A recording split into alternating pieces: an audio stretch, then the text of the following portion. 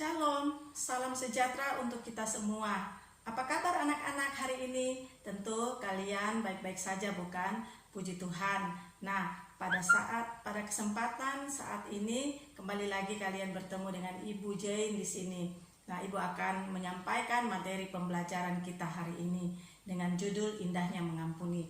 Pelajaran Indahnya Mengampuni ini adalah pelajaran kelas 7 SMP semester 1. Baiklah, di akhir pembelajaran ini maka ada 3 hal yang harus kalian capai, yaitu pertama, kalian dapat mengetahui arti mengampuni. Yang kedua, yaitu kalian dapat menjelaskan mengapa orang sulit untuk mengampuni. Dan yang ketiga adalah apa dampak ketika orang tidak bisa mengampuni. Nah, baiklah anak-anakku sekalian, untuk mengawali materi Ibu pada saat ini, Ibu akan memperlihatkan gambar ya. Ini adalah gambar seorang ya, mungkin di antara kalian pernah lihat. Nah, apa hubungannya orang ini, tokoh ini dengan materi kita hari ini? Ya, siapa yang tahu? Kalau ada yang tahu, nah betul ya, dia adalah Nelson Mandela. Nah, apa hubungannya ya dengan pengampunan? Nah, kita belajar ya dari Bapak Nelson Mandela ini. Nah, Ibu akan ceritakan sedikit tentang Bapak Nelson Mandela ini ya. Dia 27 tahun di penjara ya oleh lawan politiknya, dan selama dia di penjara dia diperlakukan tidak baik oleh sipir penjara ya. Pernah dia digantung terbalik ya, kepala di bawah kaki di atas, kemudian dia dikencingi. Nah, seharusnya dia sakit hati, tetapi saat itu dia cuma berkata dalam hatinya, tunggu saatnya. Nah, suatu kesempatannya dia menjadi presiden Afrika Selatan. Hal pertama yang dia lakukan adalah mengundang sipir penjara tersebut. Sipir penjara awalnya ketakutan. Kenapa dia diundang? Mungkin Bapak Nelson Mandela akan membalas dendam. Tetapi apa yang terjadi? Ketika dia datang, Bapak Nelson Mandela merangkul dia, kemudian berkata, hal pertama yang bisa saya lakukan ketika saya menjadi presiden adalah memaafkan dirimu. Sungguh indah, bukan?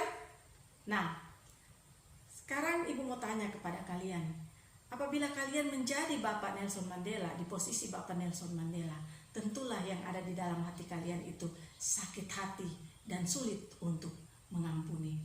Tetapi kita belajar dari Bapak Nelson Mandela. Nah, dari cerita tadi kita mengetahui bahwa arti mengampuni adalah ya, arti mengampuni adalah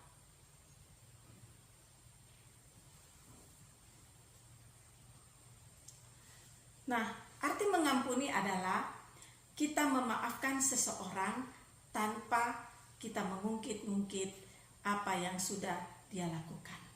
Nah, itu arti mengampuni yang sebenarnya. Nah, anak-anakku sekalian, ketika kita bisa mengampuni orang lain, sungguh indah. Tetapi bagaimana dengan orang yang sulit mengampuni? Apa yang menyebabkan orang sulit mengampuni? Seperti Bapak Nelson Mandela, dengan begitu sakit hati, mungkin ya, kalau seperti orang lain yang merasakan mungkin sakit hati, harusnya dia sulit untuk mengampuni, tetapi dia bisa melepas pengampunan. Nah, mengapa orang sulit mengampuni? Jadi orang sulit mengampuni adalah karena keegoisan. Nah, egois ini adalah bentuk keakuan ya, bahwa diri kita adalah sentral segalanya, bahwa kita merasa hanya kita yang benar. Sebagai contoh ya, ketika kita punya masalah dengan teman kita, kemudian kita marah kepada teman kita, atau sebaliknya teman kita marah kepada kita. Nah, kita pada saat itu kita tidak berpikir panjang. Seharusnya kita berpikir apa yang menyebabkan dia marah kepada kita. Nah, akibat pandangan kita yang cuma searah dari diri kita saja tanpa pernah mengetahui pandangan dari orang lain, ya. Itulah yang menyebabkan kita itu terus merasa benar, terus merasa kita paling benar dan orang lain itu yang salah. Sehingga ketika kita merasa benar, ada rasa kesulitan untuk memaafkan orang lain.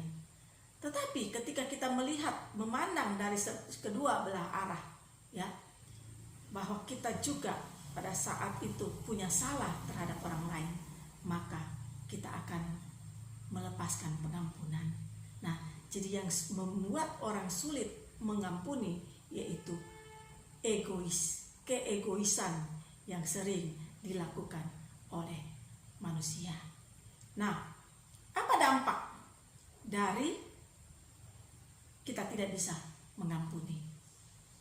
Nah, coba kalian pikirkan, apabila Bapak Nelson Mandela tidak bisa mengampuni.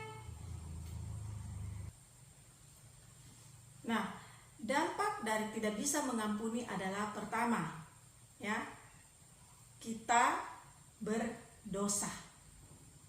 Ya, jelas.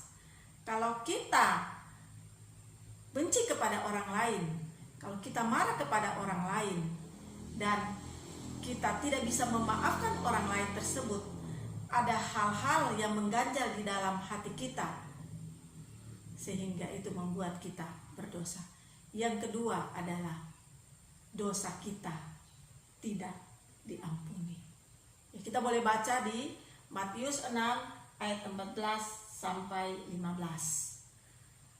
Nah, kalau dosa kita sudah tidak bisa diampuni, maka begitu ruginya kita. Oleh sebab itu anak-anakku sekalian, ya, ketika kita punya masalah, ketika kita bermasalah dengan orang lain, maka kita harus bisa mengampuni. Yang ketiga, ya, doa kita terhalang.